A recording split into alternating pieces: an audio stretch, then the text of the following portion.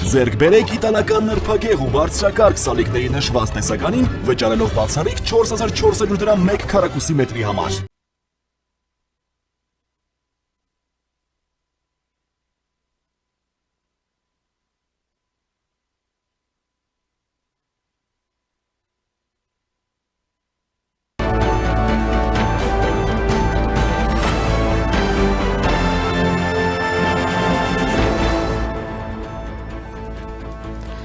Հունիսի 13-ից սկիզբ առած Իրանա-իսրայելական պատերազմը կարծես թե դադարելու միտումներ առայժմ չի ցուցաբերում։ Երեկ Միացյալ Նահանգներում տեղի է ունեցել ազգային անվտանգության խորհրդի նիստ, որը քննարկել է իրավիճակը Մերձավոր Արևելքում։ Դեռ պարզ չէ կմտնի Միացյալ Նահանգները պատերազմի մեջ, թե ոչ։ Նիկոլ Փաշինյանը հունիսի 20-ին այց կկատարի Թուրքիա, ազգային ժողովի նախագահ Հալեն Սիմոնյանի կարծիքով դա կլինի պատմական այց, ինչ հետագա զարգացումներ կլինեն։ Հայաստանում շարունակվում է իշխանություն եկեղեցի հակամարտությունը, որն ավելի մեծ ծավալներ է ստանում։ Երեկ ռուսաստանցի գործարար Սամվել Կարապետյանն է սպառնացել Հայաստանի իշխանություններին, հայտարարելով, եթե քաղաքական գործիչներին չհաջողի, ապա իրենց ձևով են միջամտելու եկեղեցու դեմ արշավին։ Մայրաքաղաք Երևանում ժամը 9 է, այսօր չորեքշաբթի է, հունիսի 18-ը։ Ես Իրանուշ Պապյանն եմ, ուղիղ եթերում քննարկում ենք անցնող ժամերի ամենակարևոր իրադարձությունները։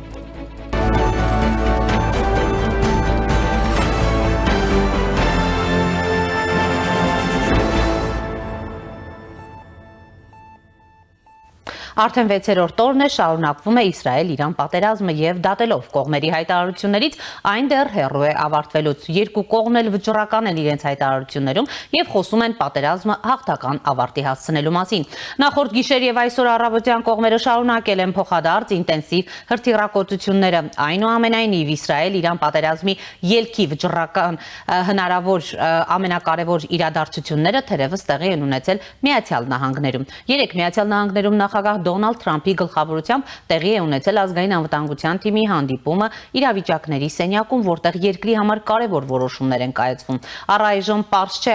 արդյոք Միացյալ Նահանգները որոշել է միանալ այս պատերազմին, թե ոչ։ Տեղեկություններն այս մասին իրարամերժ են։ CBS News-ը հայտնում է, որ Թրամփը դիտարկում է Իսրայելին միանալու հնարավորությունը իրանական միջուկային օբյեկտներին, այդ թվում Ֆորդոյի միջուկային օբյեկտին հարվածելու հարցում։ Հեռուստաալիքի թղթակիցը հղում անելով աղբյուրներին նշում է, որ Միացյալ Նահանգների նախագահի մերձավոր խորհրդարանների միջև այս հարցում ամբողջական համաձայնություն չկա։ Միևնույն ժամանակ CBS News-ը հայտնում է նաև, որ Միացյալ Նահանգների օրենսդիր մարմնի երկու կուսակցություններն էլ սահմանափակել են Թրամփի լիազորությունները, որպեսզի նա չկարողանա մասնակցել Իրանի հետ պատերազմին։ Ամերիկացի օրենսդիրները Թրամփին ասել են, որ միայն կոնգրեսն ունի Իրանին պատերազմ հայտարարելու իրավասություն եւ որ կոնգրեսն այս պահին թույլ չի տա Թրամփին միջամտել Իրանի պատերազմին։ Այս հաղորդումների ֆոնին հայտնի է դարձել նաև, որ 22 թվականից ի վեր առաջին անգամ Միացյալ Նահանգների երկնքում նկատվել է WC135R կոնստանտ Փոնեքս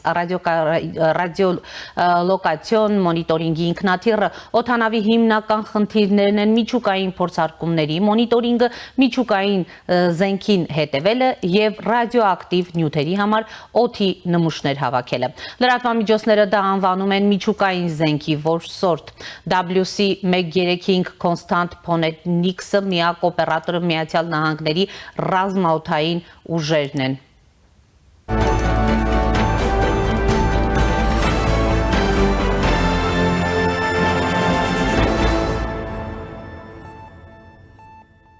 Հայաստանում նույնպես ամեն ինչ անամպ չէ, շարունակվում է իշխանություն եկեղեցի հակամարտությունը, որին խառնվել է ռուսաստանցի գործարար Տաշիր գրուպի սեփականատեր Սամվել Կարապետյանը։ Ամեն ինչ սկսվեց նրանից, որ երեկ գործարարը հայտարարեց, թե մի փոքրիկ խմբակ մոռանալով հայոց պատմությունը, հայ եկեղեցու հազարավոր տարիների պատմությունը հարձակվել է հայ եկեղեցու վրա, հայ ժողովրդի վրա։ Ես միշտ եղել եմ հայոց եկեղեցու կողքին եւ հայ ժողովրդի կողքին։ Եթե քաղաքական գործիչներին չհաջողվի, ապա մենք մեր ձևով ենք միջամտելու եկեղեցու դեմ արշավի, նշել է Կարապետյանը։ Հայ ժողովրդի սրբությունների համար պայքարելու եմ իմ ամբողջ ուժով, ուր լինեմ, ինչ էլ որ լինի, թույլ չեմ տալու, որ որևէ մեկը իր որևէ նպատակ հետապնդելով հոշոտի մեր սրբությունները, հավելել է նա։ Հայտարարությունից մի քանի ժամ հետո իրավապահները խուզարկություն են անցկացրել Կարապետյանի տանը։ Որոշ լրատվամիջոցների տեղեկություններով գործարարը բերման է ենթարկվել, սակայն դա առաջին պահ հերքվեց։ Ուզում էին մասկի շոու անալ ու ինձ ձերբակալել, իսկ մարդիկ, հասարակ մարդիկ, որոնք հավաքվել էին Բաքվում, հակահարված տվեցին։ Russian Today-ին տված մեկնաբանությունում ասել է Սամվել Կարապետյանը, մեկնաբանելով Հայաստանի ներքին գործերի նախարարության կողմից իրեն ձերբակալելու փորձը։ Նիկոլ Փաշինյանը իր Facebook-յան էջում նույնպես անդրադարձել է Կարապետյանի նկատմամբ իրականացվող գործողություններին։ Սա ձեզ համար Կալուգայի, Նիժնի, Տապրի գեղը չէ, սա Հայաստանի Հանրապետությունն է, հույս ունեմ պետության համը բերաններդ կմնա, գրել է նա։ Մեկ այլ գրառմամբ էլ նա նշել է, ասում է, մենք մեր ձևով ենք միջամտելու, հիմա ես քեզ իմ ձևով կմիջամտեմ, ստահակ, ավելի ճիշտ ձեզ։ Նշենք, որ ժամը 2:40-ի սահմաններում Տաշիր ընկերությունների խմբի նախագահ Սամվել Կարապետյանի առանձնատանը մոտեցել են համազգեստով մի քանի անձինք, մասնավորապես փոխոստիկանապետ Վարդան Վարդանյանը։ Մի քանի րոպե Կարապետյանի տանը գտնվելուց հետո նրանք դուրս են եկել Կարապետյան եղբայրների հետ։ Հավաքվածներին նա հանգստության կոչ է արել։ Ասելիքս նույն է, ես մեր եկեղեցու կողքին եմ, մեր ժողովրդի կողքին եմ, ինչքան էլ փորձեն սևացնեն, ոչ մի էլեկտրական ցանց թքած ունեմ իրենց վրա էլ, իրենց էլեկտրական ցանցի վրա էլ։ Ամեն ինչ լավ է լինելու։ Ժողովուրդը մեկ է, իր խոսքն ասելու է, իրենք հասկանալու են։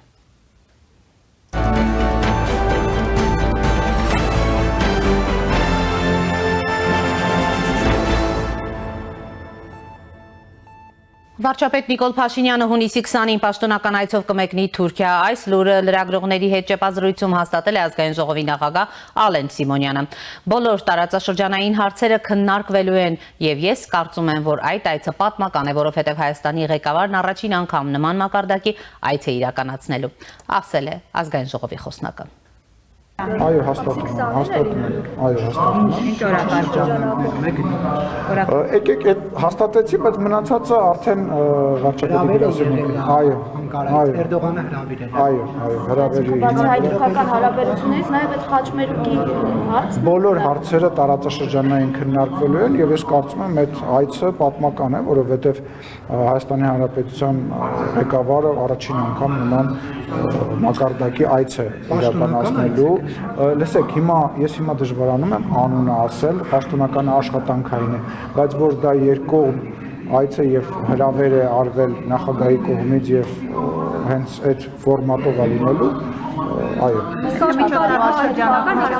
Հիմա չլսեցի ոչ ակնկալիք այդ հանդիպումից հայ-թուրքական հարաբերություններին է վերաբերվում, թե նաև հայ-ադրբեջանական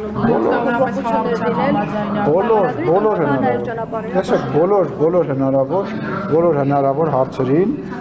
որոնք որ հնարավոր կլինի քննարկել, այդ հարցերը կքննարկեն։ Ոչ մի արտառոց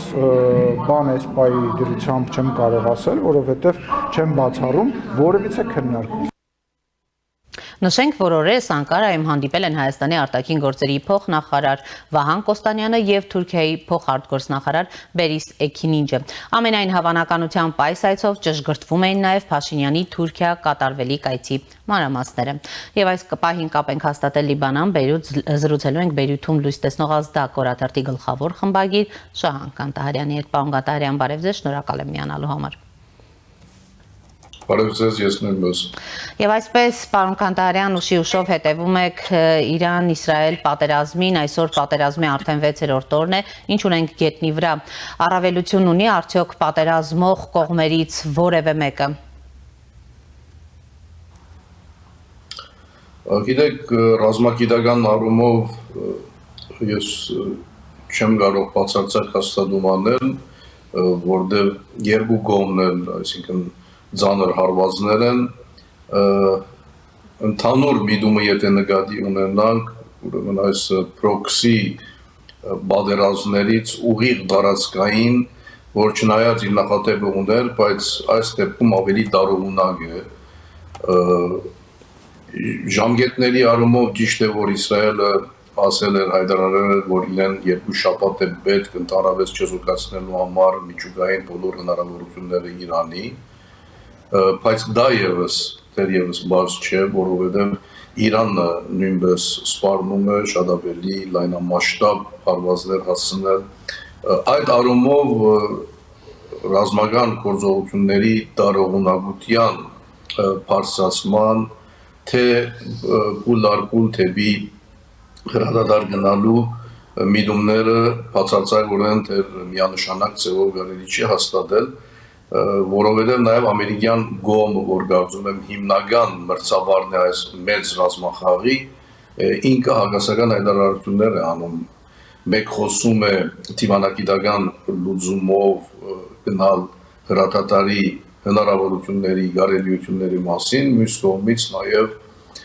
նույն օրը հակասական հայտարարություններ է անում, որոշ նախադրյալներ է փոխանցում, որ չի բացառվում, որ Միացյալ Նահանգները ևս ներգրավում են ռազմական գործողություններին եւ որ Իրանը ըստ ամերիկյան հայտարարություններին, ըստ Միացյալ Նահանգների նախագահին իրեն դրված ժամկետը չի հարգել 60-օրյա ժամկետը եւ 61-րդ օրը սկսել են այս ռազմական գործողությունները։ Ուրեմն գործողությունների ավարտի առումով զուտ ռազմագիտական թերևս բարձ չեն, որովհետեւ ինչպես ասեցի, կան երկու կողմից ուրեմն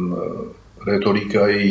խստացման, սպառնալիքների այդ բարձրացման տեմպերը եւ մյուս կողմից նաեւ քետնի վրա արձանագրվող իրադարձությունները ծանր հարվածներ երկուստեք եւ իհարկե Միացյալ Նահանգների հնչեցրած հայտարարությունների հակասությունները։ Տեսեք, այս պահին ձեր գնահատմամբ որն է Իրան-Իսրայել բաց ռազմական բախման գլխավոր շարժիչ ուժը, գաղափարական, ռազմավարական, թե հեգեմոն ուժերի վերադասավորման նպատակ կա։ Այո, այդ երրորդ տարբերակը, որ նշեցիք, կարծում եմ ավելի հավանական է, որովհետև եթե փորձենք ավելի գլոբալ դիտարկել տարածաշրջանը, գիտեք, Գազայի պատերազմից առաջ սկսել էր ուրեմն Իսրայել, արաբական պետություններ, դիվանագիտական հարաբերությունների ընդհանուր գործընթաց, որը արգախվեց հիմնականում Գազայի պատերազմով, հետո նաև Լիբանանյան պատերազմը, ուրեմն միացավ այդ ընդհանուր ռազմական գործողություններին։ Բայց տարածաշրջանում երկու հիմնական պետություն կար, գլխավոր խաղացող, որոնք հիմնովին այս գործընթացների թեմ էին, առաջինը Սիրիան, երկրորդը Իրանը։ Տեսանք, թե ինչ եղավ Սիրիայում այդ վարչագարքի արմատական փոփոխությունը, չի բացառվում նաև, որ այս ընդհանուր եւ քաղաքական եւ ռազմական գործընթացները առաջադրանք ունեն, թիրախ ունեն նաև երկրորդ հենասյունը տարածաշրջանի, ուրեմն հակաիսրայելյան հիմնական գլխավոր խաղացող Իրանի մեջ արմատական փոփոխություններ առաջացնելը։ Գիտեք, բազմաթիվ էին այն տեսությունները, որ եթե Սիրիայում նման վարչագարքի փոփոխություն դեղի ունեցավ, ապա Իրանի դեպքում նաև այս բոլորը կորզնապես սկսեց նախկին նախագահի ուղղաթիռի վթարով եւ դա ուրեմն որոշ քաղաքագիտական վերլուծաբանության մեջ մեկնարկեր Իրանում կադրային փոփոխությունների, որը հանգեցնելու են նաև ուրեմն Իրանի մեջ իշխանապողության ընդհանուր։ Եվ եթե նկատենք ուրեմն պատերազմի սկսման առաջին օրերին զոհկացած ուրեմն եւ ռազմական եւ քիդական մարդուժի, որոնք ներգրավել էին այս միջուկային բանակցություններում, գա նաև տեսություն, որ նրանք ներկայացնում են Իրանի ուրեմն այսպես ասած ծայրահեղ թևը, որը արգելակում է խիստ պայմաններ է դնում, չի ընդառաջում ամերիկյան առաջարկներին, կանոններին, ուրեմն այդ բանակցությունների ընթացքում։ Ուրեմն եթե շարունակենք այս ռազմաբանությունը, վարչագարքեր փոխելու, իշխանապողություն իրականացնելու, նոր արևելումներով իշխանության ձևավորման, որ իհարկե ցնցումնային դեսով պիտի լինի, ի վերջո Սիրիան ևս չի ավարտել ներքին այն խնդիրները, փախման գետերը, ռազմական փախումների հավանականությունները, էթնիկ առումով մենք տեսանք, թե ալավիների հետ ինչ պատահեց, դրուզների հետ ինչ պատահեց, իսրայելյան ներխուժումը, որը իսրայելյան հայեցակետով նաև այս դարաձաշրջանային լայնամասշտաբ ռազմաքաղաքական իրադարձությունները, եթե փորձենք վերլուծել, պիտի նկատենք, որ այս դեպքում իսրայելյան ներխուժումը սիրիական տարածքներ, իր թիրքերի վերագահավորումը Գոլանի պարսունքներում, այս բոլորը բխում են Իսրայելի պետական անվտանգության շահերից, այս ռադիկալ, այս արմադական փոփոխությունները, ուրեմն բաժարներ կան մտածելու, որ այս արմադական փոփոխությունների հերթական հանգրվանը Իրանն է, եւ ես կասեի, որ միջուկային թղթաձեռարը նաեւ դա հիմնական խնդիրը չէ, դա արիթ է, դա ուրեմն ընդհանրապես Իրանի թերը տարածաշրջանում վերասահմանելու, նույնիսկ վերաիմաստավորելու, ընդ որում արմադական փոփոխությունների գնալով, որը բարձ է լինում է ցնցումներով, շատ մեծ ցնցումներով, ինչին ականատես ենք մենք այս բաղին։ Պարոն Կանտարյան, Իրանի ներսում իշխող համակարգի կայունությունը որքանով է ռեալ, հաշվի առնելով տնտեսությունը, ընդհանրապես տրամադրությունները, նաև տարածաշրջանային լծակների, այսպես ասած, կորուստը։ Գիտեք, այդ ներ-իրանյան բազմաէթնիկ նաև այդ գունավորման եւ հայկական ոսմիագից դիտելով նաև ազերի ծագում ունեցող հասկացնակցության այդ արգայությունը միշտ նման խնդիրների արտաքին ճնշումների արտաքին գործընթացների թեժացման դեպքում միշտ ջրի երես է գալիս վերարտադրվում է անգամ նաև անչափական դրամատուրգներ եւ այլն։ Առ այս պահը ուրեմն նման գործընթաց չկա, չի գրանցվել, բայց այդ պոտենցիալ, այդ կարողականությունը իբրև օբյեկտիվ իրականություն, իբրև փաստացի իրականություն եւ ինչպես ասեցի, մեր դեպքում, մեր ոսմյակ աշխատանքների դեպքում այնտեղ ազերի ցակում ունեցող բազմամիլիոնանոց հասկացնակցությունը, որը իդեպ քաղաքական մեկ միավոր չէ բնականաբար եւ գա այնտեղ նաև վարգած կամ ընդհանրապես համոզում, որ այդ բոլորը նաև ձակումով ազերիներ են, որոնք նաև Իրանի հասարակության մաս կգազմեն, ընդ որում նաև pedagogan ուրեմն կադրերում ներգրավված ամենաբարձր մագարտակներով, բայց տնտեսական խնդիրը կարող է ուրեմն ներ-իրանյան դժգոհություններ առաջացնել։ Գիտեք, եթե փորձենք նաև երկկողմանի դիտարկել խնդիրը, լուրջ խնդիրներ կան նաև Իսրայելի ներսում, տարբեր պատճառներով, ոչ տնտեսական, ոչ բազմաէթնիկ կամ հաճախողական դրամատուրգներ, բայց պատերազմի թեմ եւ չմոռանանք, որ Գազայի դեպքում զանգվածային էր այդ փողոքի ալիքը ներ-իսրայելյան, որը նաև Իսրայելից դուրս դրսևորվեց տարբեր մայրաքաղաքներում, համալսարաններում անգամ, որոնք սկսեցին պաշտպանել պաղեստինցիների իրավունքները կամ ընդհանրապես վերջ տալ ուրեմն իսրայելյան ագրեսիային։ Դա փոխվեց, իհարկե դա փոխվեց, երբ որ Նեթանյահուն գդրուկ ուրեմն պատերազմական գործողությունների էպիկենտրոնը դեպի Լիբանան դարձրեց, շեղեց դեպի Լիբանան եւ այդ դեպքում ստացավ համաիսրայելյան զորակցություն, այսինքն շատ հատկանշական էր ուրեմն այդ գդրուկ շրջադարձել ռազմական գործողությունների հիմնական ուղղության, իհարկե Գազայում շարունակվեցին գործողությունները եւ մենք տեսանք վերջին շրջանում թե ինչ եղավ, բայց այս բոլորը փորձենք վերստին դիտարկել իրանյան պրոքսիների ընդհանուր չեզոքացման քաղաքականության եւ գիտեք գործողությունները որոշ ճշտայական կապվածություն ունեն նախ չեզոքացնել իրանյան պրոքսիները Լիբանանում, Գազայում, Սիրիայում որոշակի առումով Իրաքում, Հուսիների դեպքում Եմենում եւ ապա անցնել ուղիղ տարածքային ռազմական գործողությունների նպատակ ունենալով քիչ առաջ իմ ասածը Իրանի ընդհանուր թերագադարության աստեցության վերատասավորումը։ Իսրայելն այս ռազմական գործողություններով ինչ է փորձում ընդհանրապես ռազմավարական առումով իրականացնել, կարճաժամկետ թուլացում, երկարաժամկետ սահմանային անվտանգություն, թե ռեժիմի խարխլում։ Իսրայելը համարում է Իրանին իր անվտանգության գլխավոր սպառնալիք եւ բնականաբար փորձում է թուլացնել Իրանի թիրքը եւ նաեւ ընդհանրապես Իսրայելին մոտեցած իրանյան պրոքսիներից ազատվել։ Առաջի դեպքում Համասը Գազայի եւ բնական է որ ի վերջո գնում են Համասաձերծ Գազայի ղեկավարի եւ անշուշտ Սիրիան, Լիբանանը, Հեզբոլլայի թեմ սանձազերծված պատերազմը եւ այլն։ Բնական է Իսրայելի առաջադրանքը ընդհանուր առումով, բայց ներկա բահին կարծում եմ, որ Իսրայելը փորձում է Միացյալ Նահանգներին ներքաշել այս պատերազմին, որովհետև Իսրայելը նաև թշկող եղավ եւ դա չէր թաքցնում Միացյալ Նահանգներ, ուրեմն Իրան միջուկային օրակարգով ընթացող բանակցություններին եւ Իրանի ներկա ռազմական եւ քաղաքական թիրքով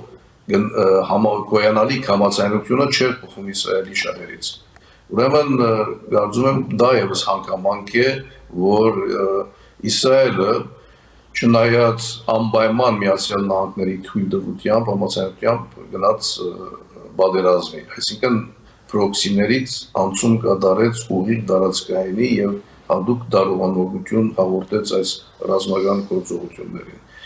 Անմիջական այս պահի դրությամբ իր առաջադրանքը կարծում եմ ներգրավել Միացյալ Նահանգներին, որովհետեւ ընդմիշտ այս ուրեմն թրվածքով այդ բանակցությունները չարդյունավորվեն, արգախվեն, ընդհանրապես չեղարկվեն եւ հետո զերոյից սկսեն նոր համաձայնություն բոլորովին նոր վարչագարկով եւ Միացյալ Նահանգների թելադրած կանոններով գոյանալիք համաձայնություն։ Իդեպ ասեմ նաեւ ուշագրավ էր Մոսկվայի առաջարկը դերակատարությունը ոչ միայն միջնորդելու հրատատարի առումով, այլ ավելին գնալու երաշխավորելու ընդհանրապես Իրանի միջուկային զենք չունենալու ուրեմն այդ առաջադրանքը, որը միջազգային ընտանիքը այս դեպքում Միացյալ Նահանգները ուրեմն անմիջականորեն պահանջում է։ Եվ դրա համար առաջարկ է, այսինքն նախին առաջարկը վերարձակեց Մոսկվան ուրանի բաշարները ռուսական տարածքներում բահելու։ Առաջարկը բնականաբար պիտի չընկալվեր, արձագանք չգտներ հերթական անգամ, բայց ուրեմն Ռուսաստանի այս փորձը ոչ միայն հրատատարի ապահովման, ինչ այլվերություններ փորձում են ընդ որում Թուրքիան, ի տարբերություն այդ փորձերի ընդհանրապես երաշխավոր հանդես գալեր ուրեմն Իրանի զենքի առումով ապա միջուկային երգիր ձևավորելու այդ ընդհանուր բանջների առումով, բայց չստացվեց, որտեղ բարձ էր, որ քաղաքական այս պայմաններում, այս փառք պայմաններում նման առաջարկ արձագանք պիտի չունենար միջազգային ընտանիքի կողմից, իթեպ ասեմ, որ Ֆրանսիան ուղիղ առաջարկեց, որ Պուտինը չի կարող լինել միջնորդ ուրեմն Իրան-Իսրայել այս հագամարության։ Պարոն Կանտարյան, հետաքրքիր է օրինակ, տեսեք, երեք Միացյալ Նահանգներում նախագահ Դոնալդ Թրամփի գլխավորությամբ տեղի ունեցավ ազգային անվտանգության թիմի հանդիպումը իրավիճակների սենյակում, որտեղ հավանաբար կարևոր որոշումներ են կայացվել։ Միացյալ Նահանգների ներկայիս դերակատարությունը ձեր գնահատմամբ որքանով է ուղղակի եւ ինչի սահմաններում է վերլուծվում հնարավոր ուղիղ ներգրավումը ձեր գնահատմամբ։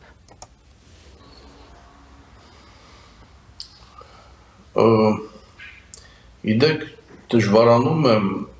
միանշանակ եզրակացնել, որ Միացյալ Նահանգները կներգրավվեն թե ոչ, բայց ուրեմն ռազմական գործողությունների հավելյալ դարողություն ստանալու դեպքում այդ նշանավոր միջանցքի ներողություն չրանցքի փակման եթե նման քայլի գնան որ այս պայթությամբ չեմ տեսնում Իրանը որովհետև դա ամբողջ գազի նավթային միջազգային շուկայի վրա որտեղ դա համաշխարհային առումով նշանակություն ունեցող կարևորագույն գետ է այդ դեպքում նաև Միացյալ Նահանգները կներգրավեն չնայած որ եթե հայտարարությունները նկատի ունենան եթե տարածաշրջանում Իրանը խփի հարվածի ամերիկյան բազաներին բնականաբար կստանա ծանր հարված նաև Միացյալ Նահանգների կողմից չնայած Միացյալ Նահանգները ներգրավվել էին վերջերս իրանյան մեկ պրոքսիի հուսիների ուղղությամբ բայց դա սահմանափակ հարված գործողություններ կարծում եմ որ ուրեմն այդ հայտարարությունների հակասությունները փորձել վերլուծելիս կարծում եմ որ Միացյալ Նահանգները անվերջ նաև խոսում են վերջին շանսը վերջին արիտը տալու Իրանին եւ գիտեք այդ 60 օրվա ժամկետի սպառումը եւ այդ սպառման ժամանակի առումով համընկնումը ռազմական գործողությունների մտածումի դեղիք է տալիս որ կարող է նոր ժամկետ ճշտվել նոր արիտ ճշտվել նոր պայմաններ ճշտվեն Իրանի եւ այս բոլորը իբրև ճնշամիջոց օգտագործվեն այս սպառնալիքները ներգրավելու ոչնչացնելու եւ այլն իբրև ճնշամիջոց կարող ենք ընկալել որ Իրանը անպայման գնա Միացյալ Նահանգների ճշտած կանոններով ուրեմն մշակված խմբագրված փաստաթղթի ստորագրմանը որը իդեպ ինչպես ասեցի միջուկային թղթազրահն է օրակարգ է բայց կարծում եմ նպատակը շատ ավելի հեռուն է նոր Իրան ունենալու որը հիմնականում տարածաշրջանում նախկին աստեցիկությունը չի ունենալու որը նաև ի վերջո իսրայելյան այցագետից դիտված ամդամության սպառնալիք չի լինելու բայց թերևս այս բոլորը շատ հերվից տեսանելի են կարծում եմ թերևս տարածաշրջանին սպասում են ցնցումնային փուլեր ցնցումնային հանգրվաններ ինչից անցնում է ամբողջ տարածաշրջանը Թուրքիան ինչ հաշվարկ ունի ձեր գնահատմամբ զուտ միջանցքների վերահսկողություն էներգետիկ շահառություն թե ռազմական զսպող դիրք Գիտեք գազայի ուրեմն պատերազմին հատկապես բայց դրանից առաջ եւս Թուրքիան ատեսել գալիս հակաիսրայելյան ամենասուր մեղադրանքներով որը իթեպ նույն սաստկությամբ չէր բայց դարձյալ կնատադել էր Իսրայելին ցանցազերծած այս հարձակումների համար բայց գազայի դեպքում օրինակ այնքան նշածողը բարձր մեղադրանքների ցեղասպանբերություն իրար միջազգային թադիդալու արտարատության թադարան թիմելու ուրեմն շատ լարված էր առնվազն դեկլարատիվ առումով բայց միաժամանակ այդ ծայրահեղ լարվածությունը ռեդորապանական հայդարարողական նույնը չէր կետնի վրա այսինքն չէին գնացել կողմերը որևէ պայմանագիր չհարգելու ռազմավարական գործունեությունը շարունակում էր մնալ տնտեսական գաբերը ակտիվ էին այսինքն համարժեք կամ համապատասխան չէր կետնի վրա իրադարձությունները հայդարարողական հարտության վրա գրանցված ամենածանր մեղադրանքներին իրար հանդեպ Կարծում եմ, որ առաջին փախումը իսրայելյան եւ Թուրքիայի շահերին գրանցվեց սիրիական տարածքների վրա, հատկապես դրուզների առումով Իսրայելը ոչ միայն հովանավորում էր, այլ նաեւ զինում էր դրուզներին, մինչ ուրեմն գարավարության հագող զինյալ խմբավորումները բնականաբար Թուրքիայի հովանավորչությունն էին գրում եւ Թուրքիայի աջակցությունն էին ստանում ուսեմն այսինքն միջնորդավորված փախումնային գեդը կետնի վրա գրանցվեց Սիրիայում այնտեղ շահերը փախվեցին հիմա այս դեպքում Թուրքիան եւս միջնորդի ինքնաառաջադրանք կատարեց բայց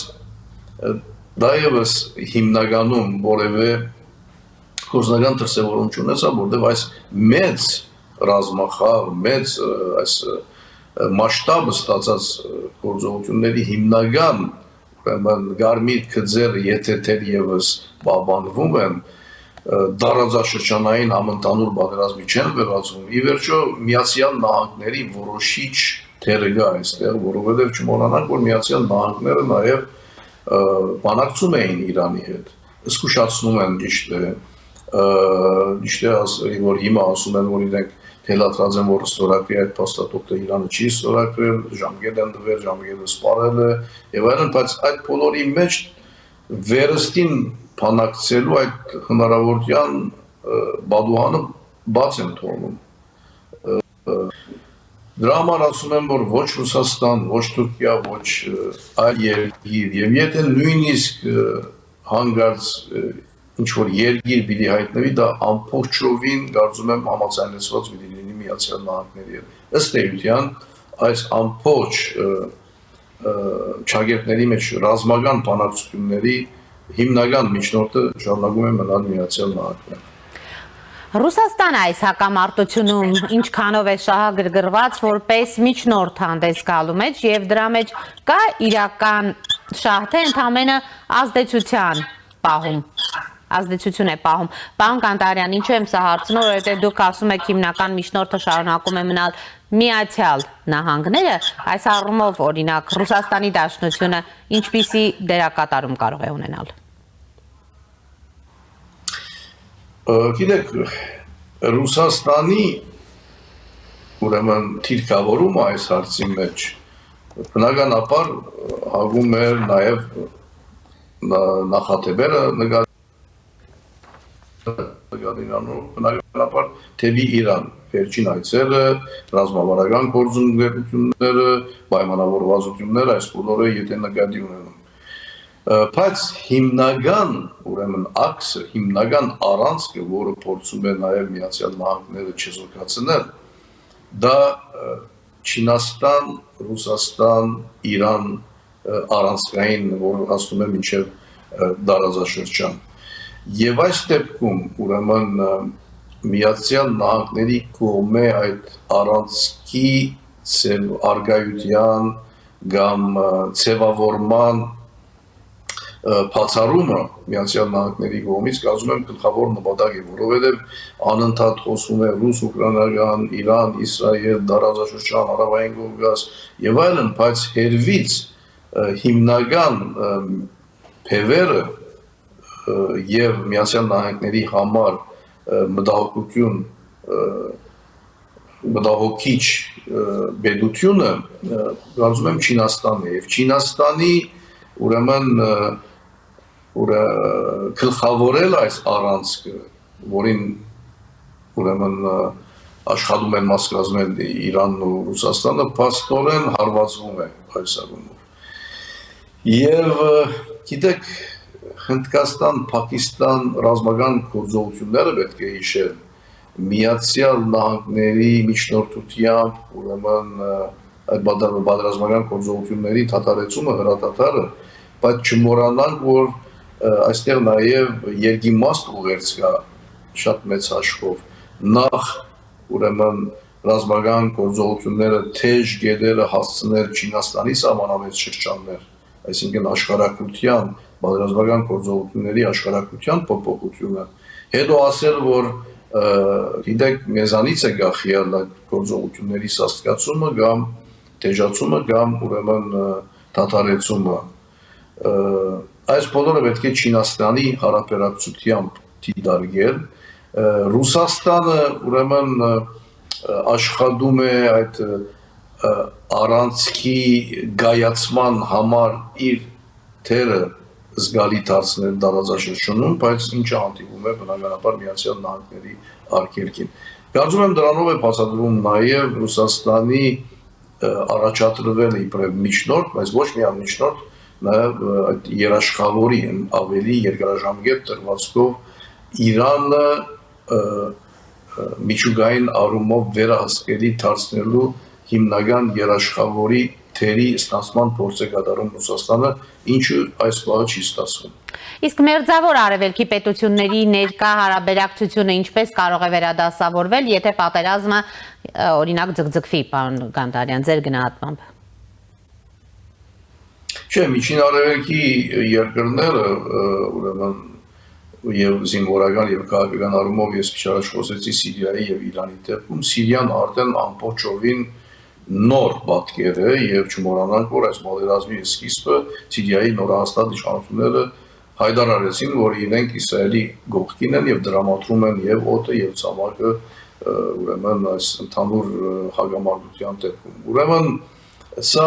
խոսում է միջին արևելքի քաղաքական նոր քարտեզի մասին, նոր վերակցվող քարտեզի մասին, գիտեք, որոշակի փոփոխություններ եղել են նաև Լիբանանում, Հեզբոլլահի թիրքերը նույնը չեն, Հեզբոլլահի թերագադարությունը նաև քաղաքական առումով նույնը չէ, ճիշտ է, իհարկե ամբողջովին չի զարգացվել, հետո նաև եթե տարածաշրջանի հիմնական գործընթացների մասին ենք խոսում, չմոռանանք, որ Գազան նույն գաղափարիչակը չի ունենալու, Համասը ոչ իր նախկին թիրքերն է պահպանում, որ իր նախկին աստեցիկությունն է պահպանում, ուրեմն խոսվում է երկու պետություն բանասերի մասին, Ռամալլա, Գազա, միադեսակ պաղեստինյան իշխանություն ձևավորելու մասին, ճիշտ է, Գազան թերևս ինքնավարության լիազորությունների, իրավասությունների ճշտումի խնդիր կա, բայց այդ բոլորը ենթադրում են բանակցություններ, ընդ որում բանակցություններ նոր թեմքերով, այսինքն ոչ միայն Գազան է փոխվում, անգամ խոսվում է նաև Ռամալլայի իշխանությունների Մահմուդ Աբբասի փոխարինման մասին, գիտեք, հրաթաթարը եթե լինի, չի բացառվում, որ նաև Իսրայելում փոփոխություն լինի եւ կառավարության եւ հատկապես Նեթանյահուին, այսինքն այս բոլոր ցնցումնային փուլից հետո հագամարտող կողմերը տարբեր աշխարհական միջավայրերում տարածաշրջանում իհարկե կգնան բանակցությունների նոր թեմքերով, նոր վարչագծերով, նոր բոլորովին ձևավորվող նոր իշխանություններով, բայց վերստին վերադառնանք հարցազրույցի սկզբում մեր հաստատածին, որ չմոռանանք, որ Գազայից առաջ սկսել էր Իսրայել-արաբական պետություններ տարածաշրջանում տարածաշրջանային մակարդակով դիվանագիտական հարաբերությունների հաստատման գործընթաց եւ գիտեք Թրամփի վերստին նախագահարով վերստին օրագարկի է վերածվում տարածաշրջանային մասշտաբով Աբրահամյան դաշինքը, որը ստեյության Իսրայել եւ շրջաբադի պետություններ խաղաղության հաստատման դիվանագիտական հարաբերությունների ձևավորման առաջադրանք ունի։ Այս բոլորը առաջադրանք են, այս բոլորը խոսում են ամբողջ տարածաշրջանի քաղաքական քարտեզի հիմնական փոփոխության վերակցման միտումների մասին, ինչից անցնում ենք, բայց սա չի նշանակում, որ ամեն ինչ կլինի հեշտ, հեզասա, ընդհանրակը պատերազմական գործողություններով, ընդ որում նման մասշտաբի պատերազմական գործողություններով եւ դակավին մեզ սպասող ցնցումներով։ Տեսեք, հունիսի 20-ին պատմական այց է կատարում Նիկոլ Փաշինյանը Թուրքիա, այդպես է համենայն դեպս բնորոշել ազգային ժողովի նախագահ Ալեն Սիմոնյանը, դուք ինչպես եք գնահատում եւ ինչ կարող ենք ակնկալել այս այցից։ Եթե ամփոփենք։ Եթե իբրև երևույթ, իբրև ցեղաչափ պատմական որակումն են գալիս, ես չեմ կարծում, որ պատմական կլինի իր ցերպերելի արդյունքներով, որովհետև գիտեք, այս առումով Անկարա-Երևան երկխոսության սկսված առումով սա դեռ չի շարժվում, կան պայմանավորվածություններ, որոնք չեն աշխատում երրորդ երկրների քաղաքացիների համար սահմանի բացման, դիվանագիտական անձանց համար սահմանի բացման, անիի պատմական գամուրջի վերականգնման, ենթակառուցվածքների վերակառուցման, այս բոլորը որոշվել են, բայց այդ որոշումները դեռևս որևէ գործնական փուլի չեն անցել, որտեղ Անկարան շարունակում է այս բոլորը փոխկապակցել Երևան, Բաքու բանակցությունների արդյունավորման հետ, չնայած նույնիսկ պաշտոնապես հայտարարվեց, որ փաստաթղթի տեքստի շուրջ կողմերը համաձայնել են, բայց թերևս թուրքական կողմից որևէ ուրեմն ընդառաջում կամ ասենք պայմանավորված գեդերի կորզնական փուլի անցման որևէ նախադրյալ կամ նախանշան չկա։ Դրա համար ես համաձայն չէի լինի պատմական որակել նման այց, գուցե իբրև երևույթ, բայց կորզնական կետի վրա որևէ ուրեմն շոշափելի փաստ դեռևս չի գրանցվել։ Շնորհակալ եմ պարոն Գանդարյան զրույցի համար։ Ես նույնպես։ Հիշեցնեմ, կապ էինք հաստատել Լիբանան, Բեյրութ, զրուցում էինք Բեյրութում լույս տեսնող Ազդակ թերթի գլխավոր խմբագիր Շահան Գանդարյանի հետ։ Այս ժամի համար այսքանն էինք նախատեսել, հետևեք մեր թողարկումներին, կհանդիպենք։